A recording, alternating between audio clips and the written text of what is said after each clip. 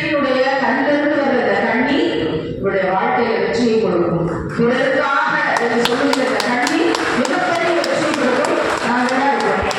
சரியா? சுபகானந்தா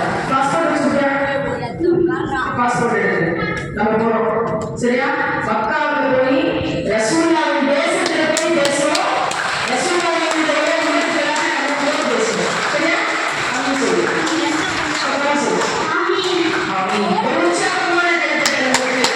மாஷாஅல்லாஹ். எல்லாரும் உற்சாகமாக எல்லாரும். அஸ்ஸலாமு அலைக்கும். அந்த புத்தகத்தை கொடுக்கலாம். வாங்க.